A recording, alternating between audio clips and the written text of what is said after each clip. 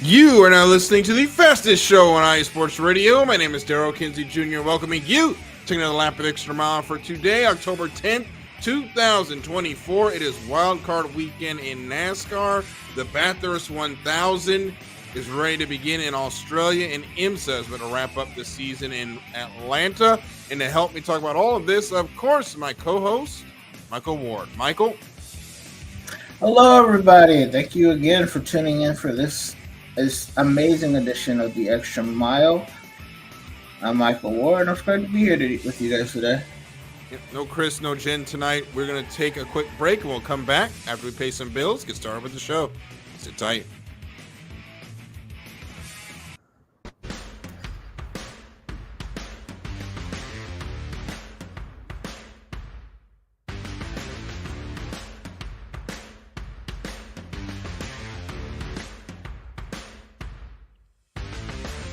Hi, eSports Radio fans. This show is brought to you by Planet Jerky Premium Brisket Beef Jerky. Planet Jerky is the official jerky of the 2022 California League champion Lake Elsinore Storm, single-A affiliate of the San Diego Padres. This all-brisket jerky has gluten-free options, contains no MSG, no sodium nitrate, is low in sugar, and high in protein. Go to their website at planetjerky.net and follow them on Instagram at Planet Jerky. Planet Jerky, the jerky that's on a whole other planet.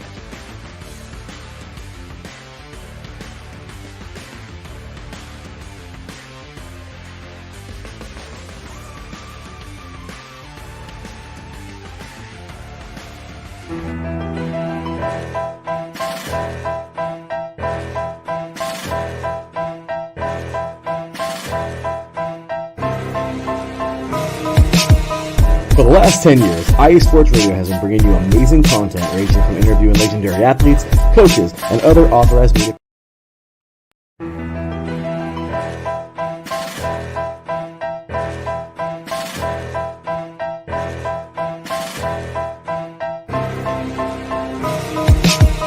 For the last 10 years, iSports Radio has been bringing you amazing content ranging from interviewing legendary athletes, coaches, and other authorized media personnel to building tailor-made shows dedicated to all major sports cities around the country. Make sure to follow us at iSports Radio on X, Instagram, Facebook, TikTok, and YouTube to keep up with the latest in sports and with all of our shows. Also, make sure to check out our daily updated website at iSportsRadio.com. At iSportsRadio.com, you can see our daily show schedule and check out all of our show pages with personal bios to learn a little bit more about each of our awesome hosts. In addition to our show pages, you can catch the iSports Radio blog, Hall of Fame, Fans of the Month page, and our merchandise shop including t-shirts, tank tops, caps, long sleeves, hoodies, and more.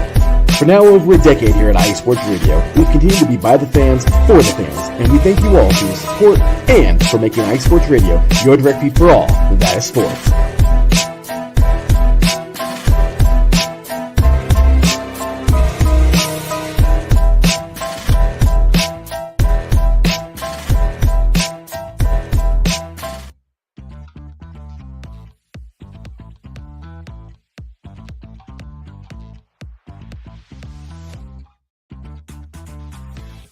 Hey there, iEsports Radio fans. Be sure to check out our sponsor, Seal the Deal Wax Seals by Cecilia B. You just finished your very own wedding or baby shower invitations and you're looking for that extra special touch? Maybe you just wrote a letter to a relative or a friend and you want to add to their smile when they receive it. Then seal the deal with Cecilia's handmade sealing wax stamps for your invitations, letters, and gifts. You bring the deal, we'll bring the seal. You can find them on Instagram at sealthedeal_wax stamps and on Facebook, Seal the Deal Wax Seals.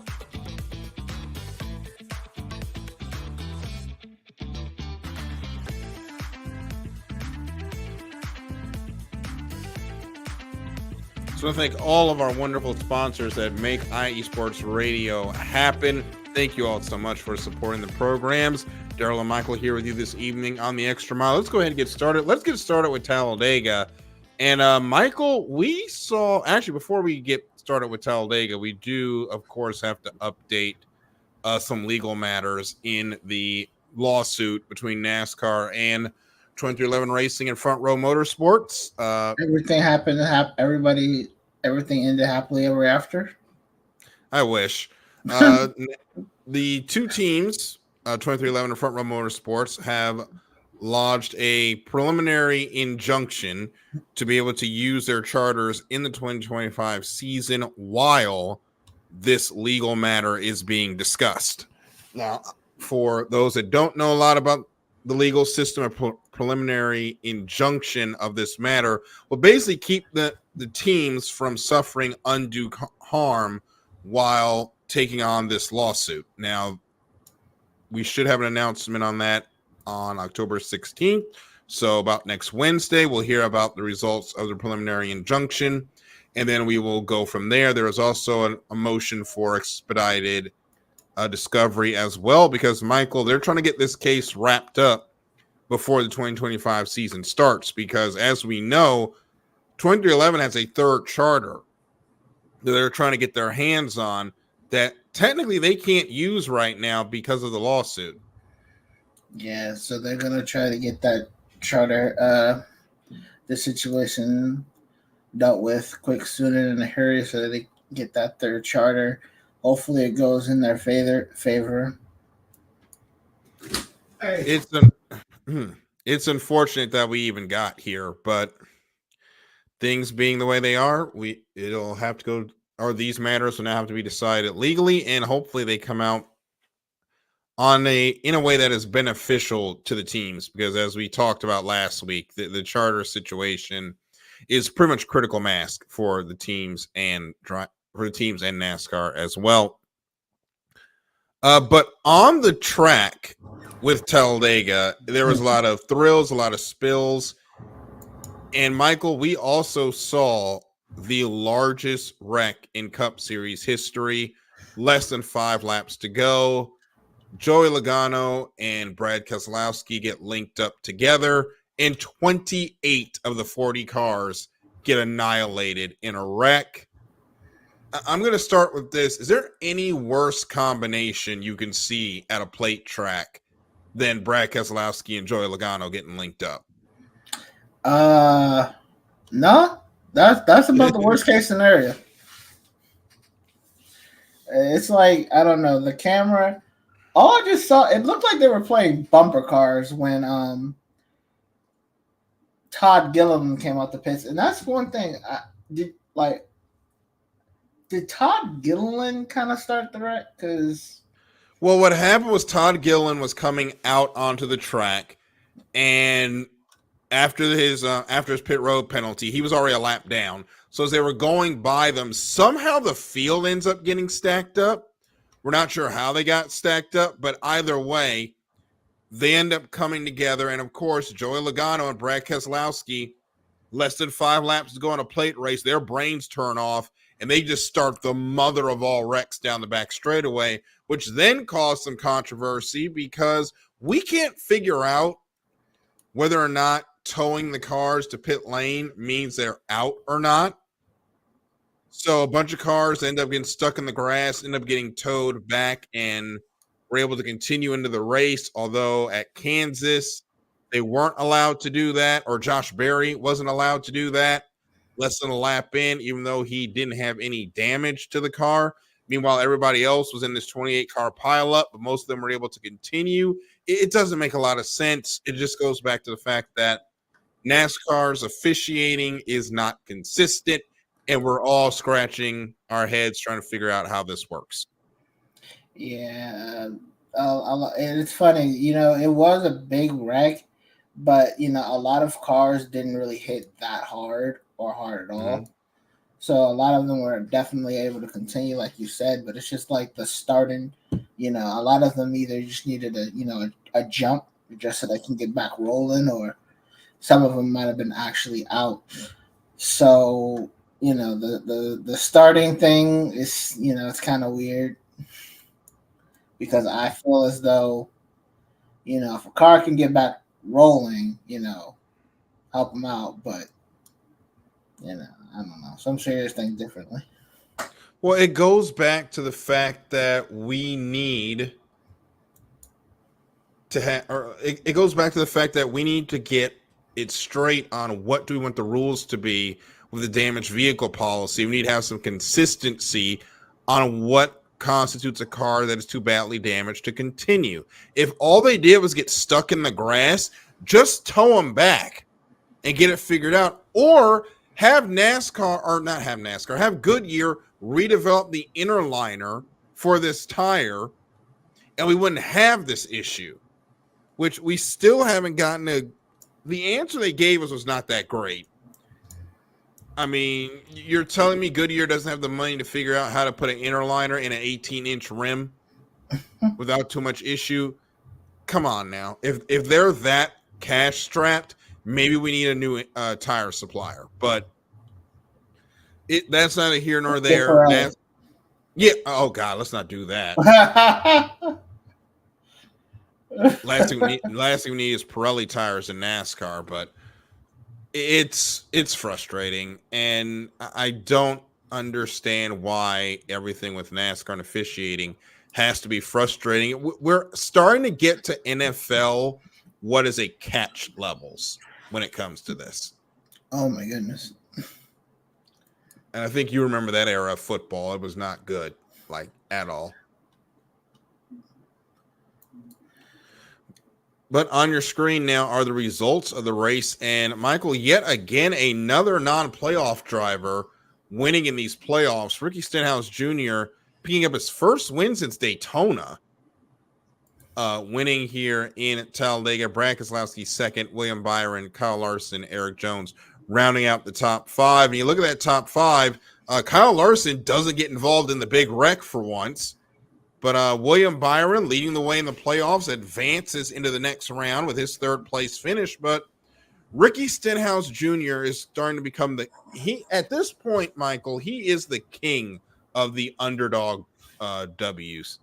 Yeah, he's pretty much the king of the underdog W's. He always manages to perform well at these restricted plate tracks, and Talladega was no different. He avoided the big wrecks. He played his cards right, and he was there at the end, and he collected his reward. So I can't really complain about him winning. It's just a shame that a lot of these guys are going to have to come into the Roval in a definite must-win scenario.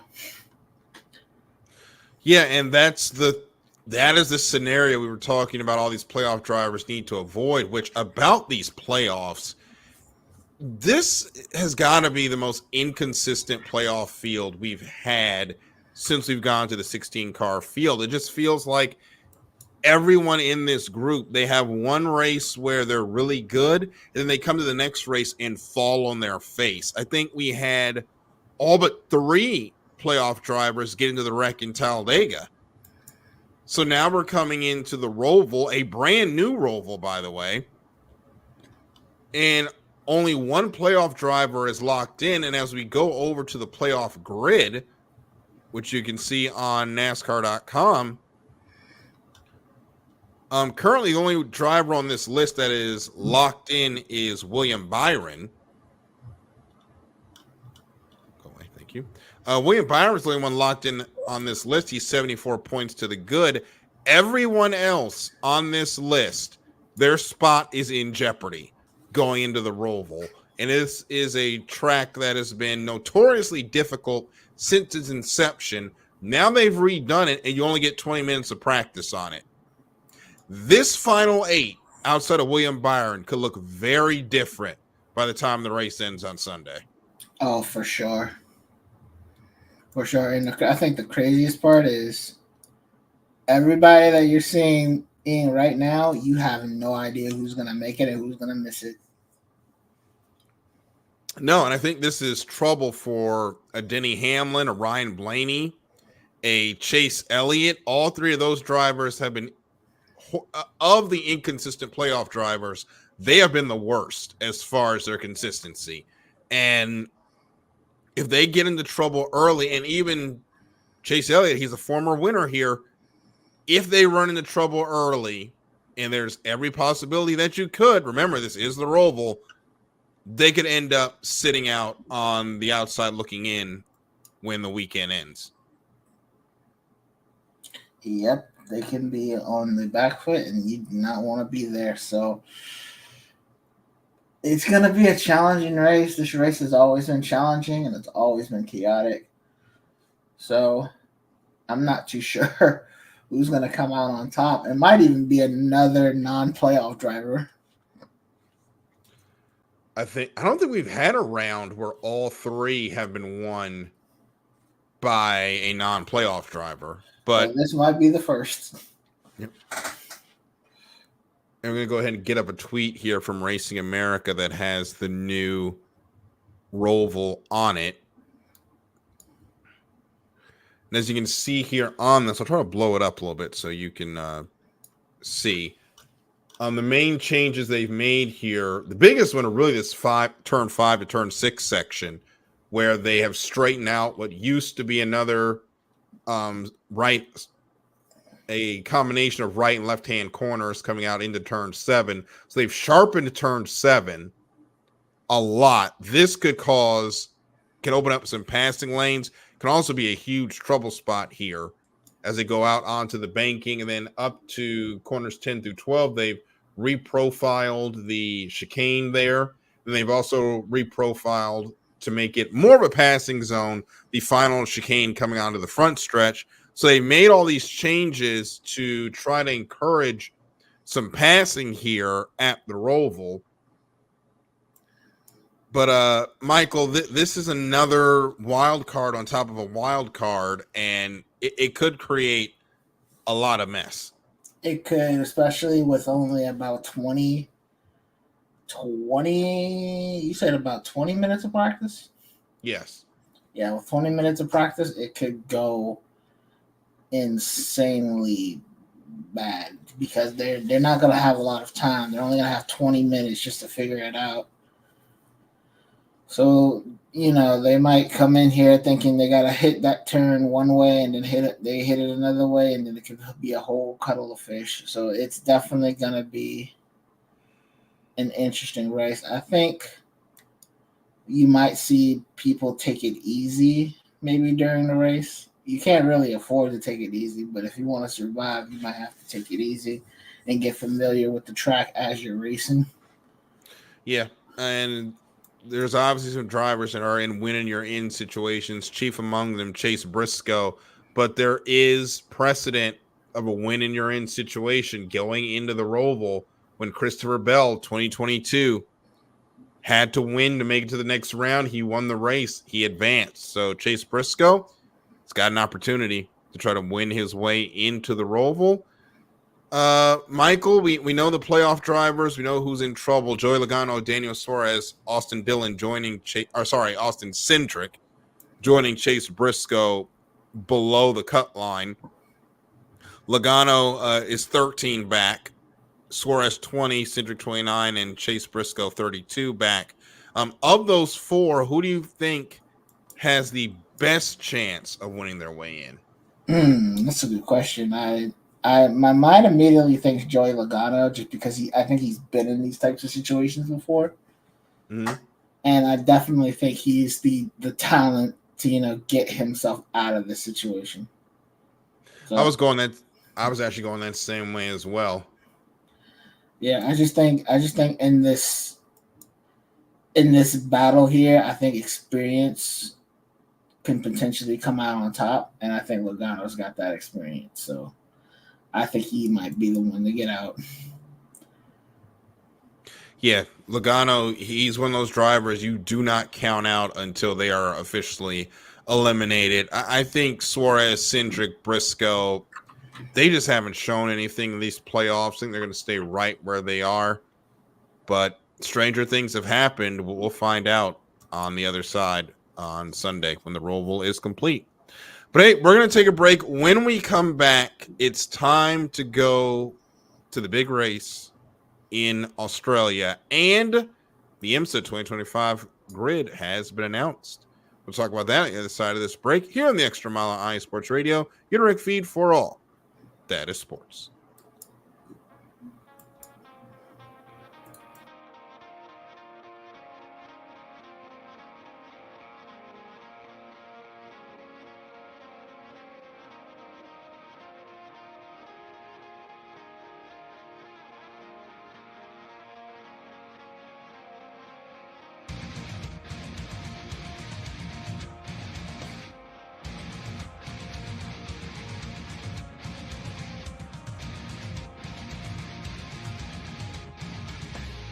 Hey sports fans, do you like wine? Well, we've got the show for you. This is Let's Wine About Sports, a show where we talk about wine and sports simultaneously. From the classic Cabernet Sauvignon all the way down to the grapes that you've never even heard of before. Oh yeah, we cover it all. And we'll talk about a little bit of sports as well. Football, hockey, collegiate, women's sports, it doesn't matter. We're going to talk about it all, and we're going to whine about it all. So join me Monday at 8 p.m. on IU Sports Radio, your direct feed for all that is sports.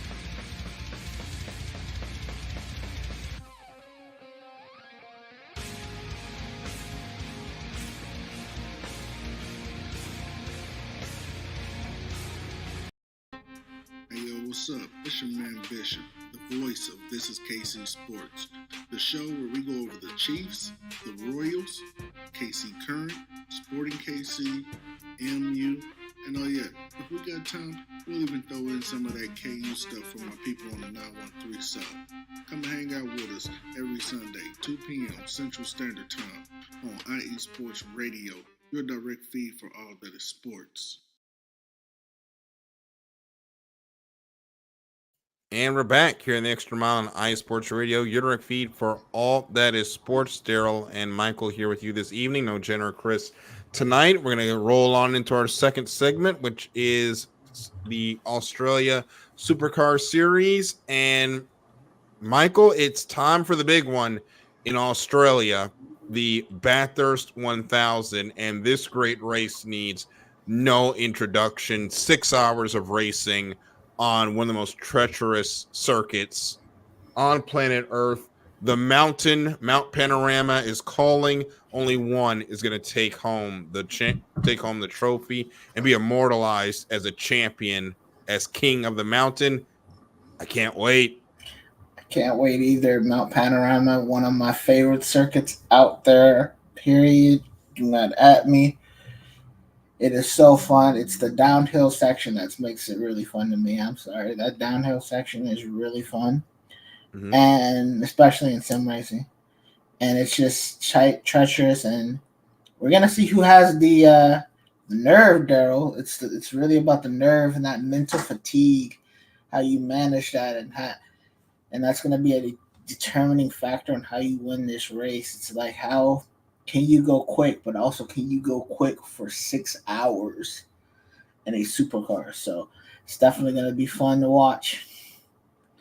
Yeah, we've got 1,000 kilometers to go with this race. And we don't talk a lot of supercars on this channel, mainly because, look, I'm going to be real with you. The races come on way too late for the United States audience. I do have the supercars pass on YouTube, and it's fun to watch. Typically on a weekend I'll fall asleep to it because the supercars don't race till like 1 a.m. on Sunday, and I just can't make it. I'm sorry. Yeah. I'm getting old. And I can say, but look, Red Bull is winning in another series. Well, I mean, they started off good. I thought we would take some time to look at the standings right now. As supercars is nearing the end of their season. Will Brown is currently leading the championship. Him and Brock Feeney, his Red Bull Ampol Racing teammate, really dominated the early portion of the season, but the Fords have started coming alive with Chaz Mostert in the Mobil 1 Optus Racing Mustang. He's lowered that championship deficit just a little bit between him and between him and Brown, and Bathurst 1000 could have a real shakeup on those points because we'll have co-drivers in the mix this weekend. Cam Waters, Matthew Payne, 4th and 5th. James Goldring, Nick Percat, Thomas Randall, and Will Davison and Anton De Pasquale round out your top 10. And your champion from last year, Brody Kostecki, did not start the season until about midway through due to matters that were never really discussed, but it was ugly over there with him and Erebus. He's 24th with his teammate Tom Hazelwood, and down here you can see all of the drivers that will be down here are all of the relief drivers that you will see during the endurance races, including the Bathurst 1000, which it's 2 drivers in Bathurst, the primary supercars driver and then a one-off driver that will be in the car. And this is usually the time where Supercars makes a lot of big announcements. And Michael, Supercars is getting a playoff system. Interesting. It will start out with the Sprint Cup for rounds 1 through 8, which will encompass 25 races of the schedule, as during a Supercars championship season, they will race multiple races during a race meeting weekend. Then they'll have the 2 Enduro Cup races, which will be rounds 9 and 10. Then for the final 7 races of the season, 10 drivers will duke it out for the championship in a NASCAR elimination style playoff. They will go 10, 7, and 4 into Adelaide, and the top point scorer will win the championship. This stirred up a lot of consternation on Twitter about Supercars going to a championship style format.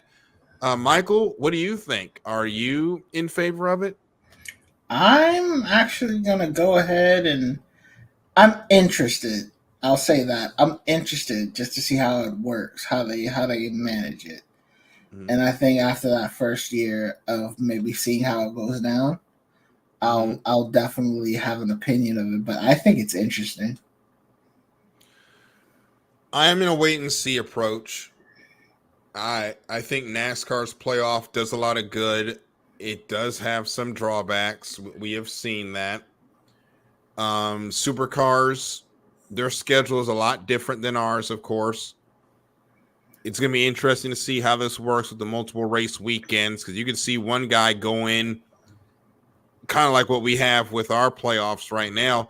That guy could be riding high, gets into 2 wrecks on Saturday and Sunday, and he's done. So could be interesting to see. Going to be one of those questions of, are they the real champion, et cetera, et cetera. I know a lot of American fans are upset because this is the series that they try to hold up as, oh, why can't NASCAR be like this? They have a true championship. Now they've kind of lost a lot of that luster with the new playoff system. Yep, so we're going to have to see how it goes. But I'm honestly, like I said, I'm very excited to see how it goes. This playoff system definitely has provided its fair share of excitement. Mm-hmm. So I definitely am interested in seeing how this goes.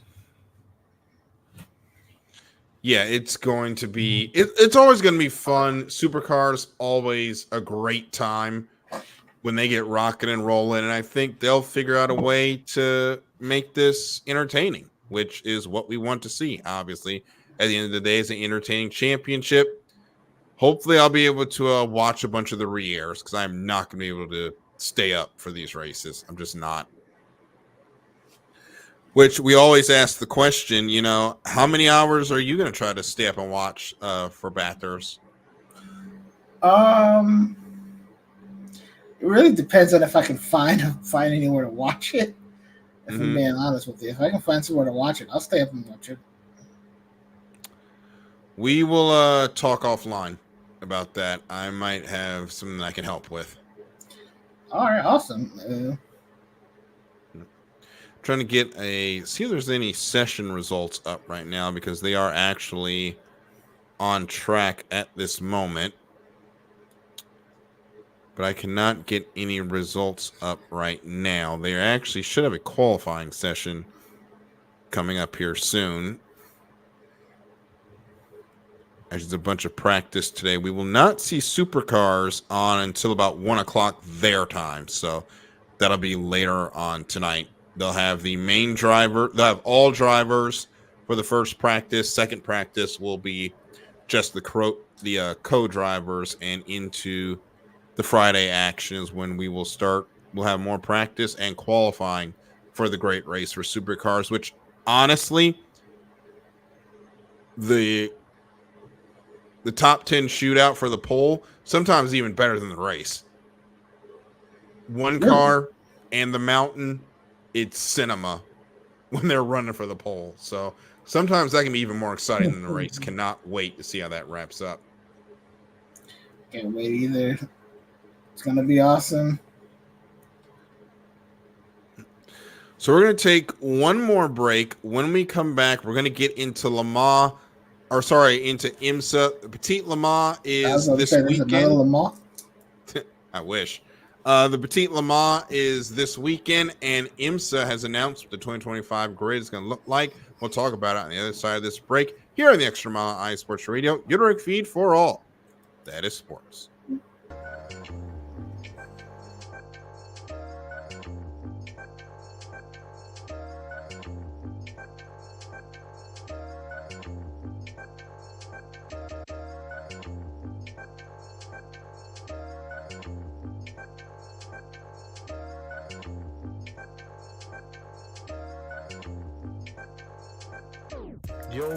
Yo, what's going down? This is Spaced Out Sports with your host, J-Man, giving you all Houston sports straight from the source, brought to you iSports Radio, your direct feed for all that is sports. In this show, we're going to talk about everything Houston, through and through, and everything. We're going to talk about the surrounding areas. We're going to talk about local sports, everything in Texas in general, mainly Houston, but we're going to talk about everything in the sports world. I want to hear from y'all. Y'all definitely going to hear from me. We're going to go from anything all over, from football to MMA to everything. Let's have a good show.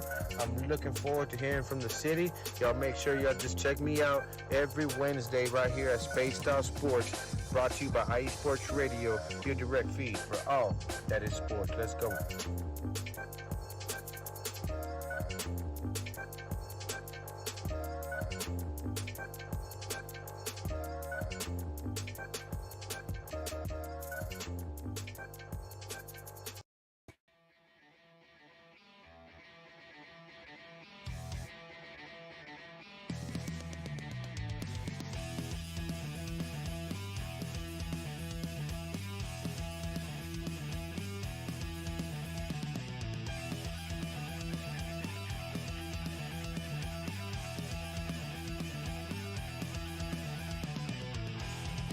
It's IE Sports Radio.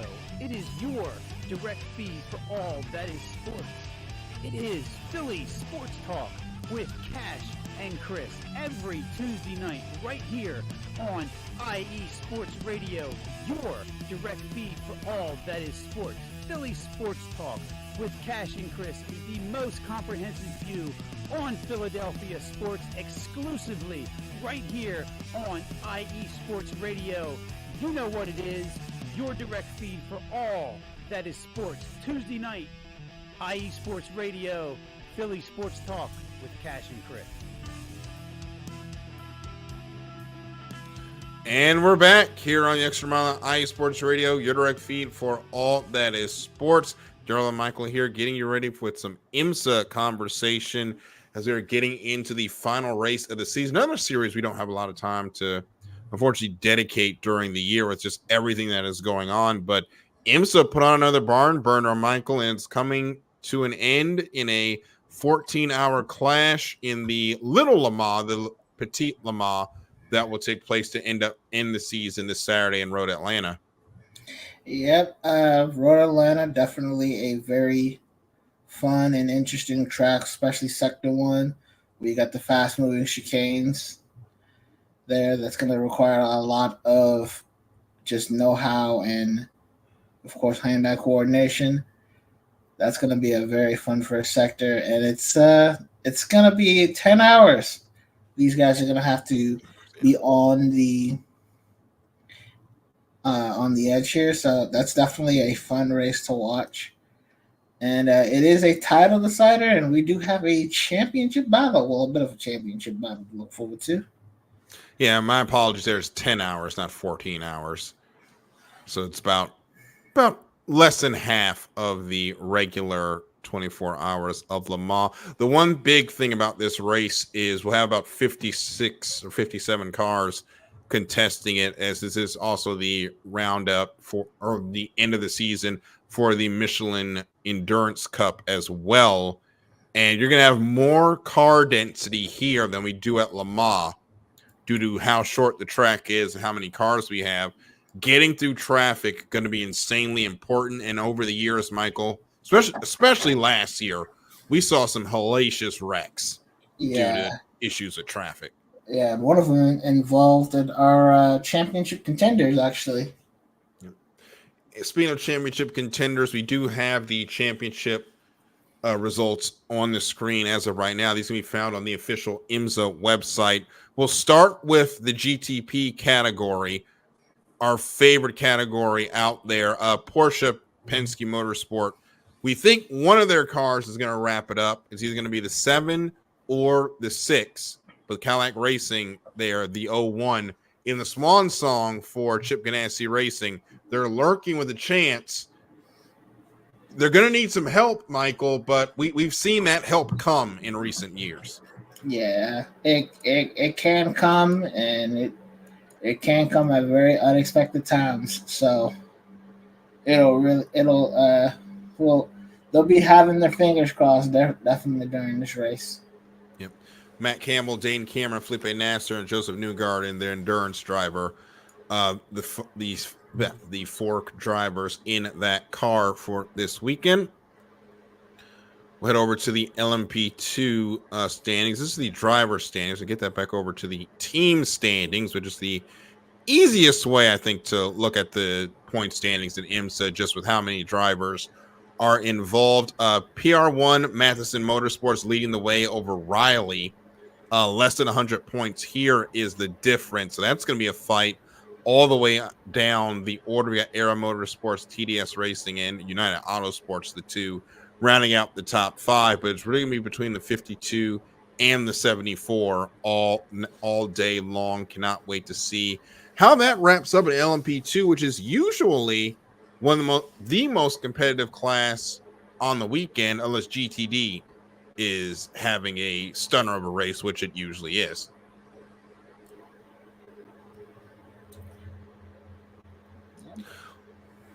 So let's go ahead and take a look at GTD Pro, Michael, our first of our GT3 classes. Heart of Racing, their last year with this particular car in GTD Pro, as this number will be moving to GTP next year with the Valkyrie. But they're trying to chase down Rexy, who has over 100 points to the good heading into the final round of the season. Rexy's mouth is getting a little bit more golden, as AO Racing likes to paint the teeth gold when they pick up a win. That team has been on a blitz in the late race standings. If they have another strong performance at Road Atlanta, Michael, I think we're going to see Rexy holding up the championship at day's end. Yeah, and they've been really quick and really consistent this whole season, so it's going to be tough to beat them this year. If they just keep that consistency that they've always been having, they'll probably walk away with the championship. But Heart of Racing, they've also been really quick and really consistent, so it can go either way, to be honest with you. Yep, and one question is how is the weather going to be? We know that sometimes this track can get Noah's Ark level of rain. That will not be the issue this weekend. 79 degrees and brilliant sunshine all day long. Only a 10% chance of rain for the Petit Le Mans at Road Atlanta. And wrapping up with GTD, also known as GT Dentist, for those that follow IMSA meme pages. Windward Racing already locked up this championship. They have over a 300-point lead over Turner Motorsports. A great run for the Mercedes AMG, the number 57 this year. And as you look at these point standings, just the king of consistency in that class, Michael. They absolutely dominated this season. They absolutely dominated it, and it just shows consistency will earn you a long way in a championship. Yep. So those are how your 4 categories are going to look going into the Petit Le Mans on Sunday. And I think what's most exciting for me is that this is going to be a great table setter for when I get to go to the Rolex 24 in January, which I'm extremely excited about, if you can't tell. Which, speaking of which, we did get the 2025 announcement of who's going to be running the full season next year. We'll get to that in a minute. But, Michael, the 2024 season, GTP, second year, really came into its own as the top category, and they're getting a couple of new cars next year as well. But that class is showing its strength and is probably the most competitive compared to them in the WEC. Yeah, I think IMSA is really a lot more competitive than the WEC. Yeah, but then again, the WEC has been pretty competitive there too. I don't think they've had a winner that started on the pole. No, they haven't. It's been hard to win from the pole over there. It's hard to win from the pole in endurance racing, not named Le Mans anyway, but especially in the type of racing that we've seen this year where the cars are just so equal. It's really hard to say that you are dominant over another driver, or sorry, another team. But as we go in the next season, year 3 of this unified effort, we do see some cars running in both America and the International Championship. Really, most of the cars that are on our grid are also represented in the WEC, which always brings up the question, what cars or teams would you like to see from GTP make the trip across the pond here? And I will start with this. I want to see Vassar Sullivan get a Toyota hypercar and get to run in the top grid, or sorry, in the top in GTP. You want to bring Toyota over to IMSA? I would like to see that. It would be really interesting to see how they compare against these teams that have been really just been in this sports for such a long time. Mm-hmm. I would also like to see, of course, the Ferrari come over as well. I think we would love to see that car up close and personal, but A, of course, hasn't made the move yet. Yeah, that might happen one day. I think with their success in WEC, I think they might bring a car over to start maybe looking at that. I think a team I'd really want to see in WEC is that comes over to IMSA is they're already coming, but I'm definitely looking forward to seeing the Alpine come over. Mm-hmm. I think that's going to be pretty fun. Is that official that they're going to bring the Alpine? I've heard conversations, but I haven't heard them say legitimately, yes, we're bringing this car. I'll have to do some more research into that, but I have heard that they're trying to bring Alpine over to IMSA. Of course, the Aston Martin car, where I'm looking forward to the most next year, because I think that's the only car that has a V12 in it. Yes, that car is going to sound so good in person. I can't wait. Right. And there have been rumors that Mercedes is looking into IMSA WEC. Mm-hmm. There has been rumors about Hyundai. They're supposed to be making a decision, I think, next year on whether or not they're going to do it. And honestly, this just shows how, how much, endurance racing and IMSA has grown, because so many teams are wanting to come over. Well, here's my question. We have all of these cars, all these manufacturers that want to get in. Where the hell are we going to put them all? That is a very big question, unless we start, I don't know, making it so that you can pit in a garage or something like that. But yeah, it's a great problem to have, but it's also a frustrating problem to have. Yeah, the one thing for LMP2 teams is them IMSA spots are going to be, or not the IMSA spots, the entry spots for the or for the 24 Hours of Le Mans are going to get really real tight. real tight next year because there's just not enough spots anymore. Yeah, they might have to think about going to European in Le Mans. Yeah. I mean, we had over 20 hypercars last year. Yeah. Most of those were Porsches. They're not going to be that way next year. But you've got Acura that has their car, Aston Martin that's going to have two. We don't know if Acura is ever going to run the WEC at this point. I don't know what's going on with that.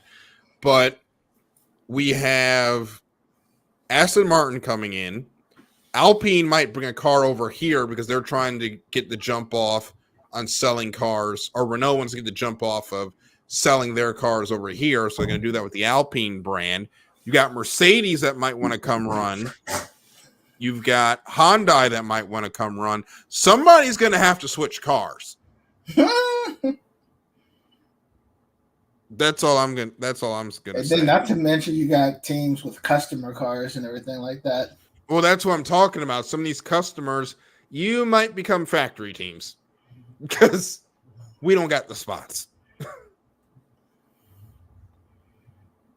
So let's go ahead and take a look at the 2025 IMSA grid. This was announced this weekend, and we'll quickly flip through these pictures as we go. The Lamborghini Iron Lynx car will be a vehicle just for the Michelin races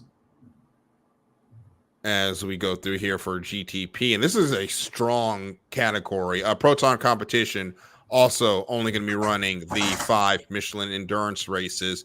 But this is an 11-car strong field, Michael. They all know each other. They know how they race.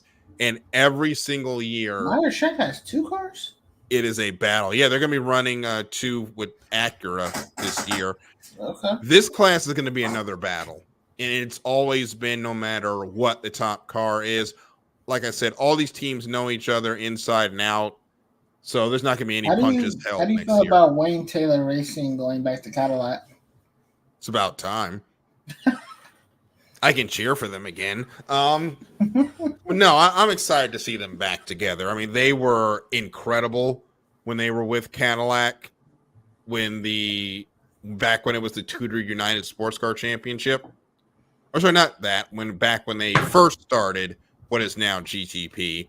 And they kind of took a step back with Acura, let's be honest. Yeah. Now they're back with running the Cadillacs. I'm excited. I really am. I think they're going to be very fast. Yep. Here are your 12 LMP2s for next season. All of these cars will be running the full schedule. And Spike there with the 99 AO Racing, always exciting to see them. You good? Yeah. Okay. The United Autosports team, always strong. But, Michael, the United Autosports cars, the 2 and the 22, they took a step back this year. Like, they were not in the picture like we're used to hearing those two cars. Do you think they'll be rebounding next year? Yeah, I think they'll be rebounding this next year. It's a good time to rebound. Mm-hmm. Well, speaking of rebound, as we go into GTD Pro, most of these cars will be running the full season with the exception of the Lamborghini there at the bottom of your picture. Corvette Racing. What the hell happened this year? Do you plan on trying? Because this was not a good year for them. Ford Multimatic Motorsports with the Mustang, also not a good year for them. It was their first year, so I guess you can kind of some flat. Yeah, this was the first year for that program, so we're going to step back from that. Corvette, okay, it's only like your second year running a GT3, but y'all going to step up anytime soon and perform? Because these other teams got your chain right now. So we'll see how they do next year. And then, of course, our laundry list of GTDs. These are the drivers that I say, without these teams, we wouldn't have a series because these are a lot of your owner driver teams, your amateur, dentist, lawyer, business owners. Turner Motorsports, main driver there, owns a lot of BMW dealerships. That's what all these are. And without these guys, we wouldn't have a series. So thank you for them for basically bankrolling all of this. But this GTD field, Michael, always a crapshoot, and it's always some of the best racing because it's that mix of pro and amateur drivers. Yep, some noticeable names in there. You see Wayne Taylor Racing with their GTD program in there, as well as of course, PlayStation. Windward Racing are champions from last year. The Iron Dames will be back for the Michelin Endurance Cup races. AF Corsa is back as well. Heart of Racing will have a car back here full year with the Aston Martin Vantage. Vassar Sullivan, of course, back with those strong Lexus car, or Lexi, I guess you can call them, which for some reason the Lexus just does not perform in WEC. I don't know if it's because of the different. I wouldn't think BOP was that different, but the Lexus, the dominant car here, so it'll be a lot of wheel-to-wheel racing and Windward Racing. They had the interesting anime sticker in the Rolex 24 car, and they end up winning that race, and now they going to win the championship, and next year they will have a chance to defend it. Who says anime doesn't give you power? So, Michael, that will wrap up this edition of the Extra Mile. We got some great racing coming up this weekend. What race are you most excited for? I'm honestly excited for the Bathurst 1000. Mm-hmm. I think that'll be a fun race. Also, I've never really been able to tune in to a sports car, not a sports car race, but a supercar race. Mm-hmm. So I'll definitely be trying to watch some of that just to see how it goes. Yep, it'll be nice to see. I am excited. I will not be watching the NASCAR race live. I will be at a football game on Sunday, but I'll be checking out the IMSA race, and it's going to be fun. All right. So we're going to get ready to get out of here. For Michael, I'm Darryl. Thank you so much for listening to this edition of The Extra Mile, and we will see you at the next green flag. Good night, everybody.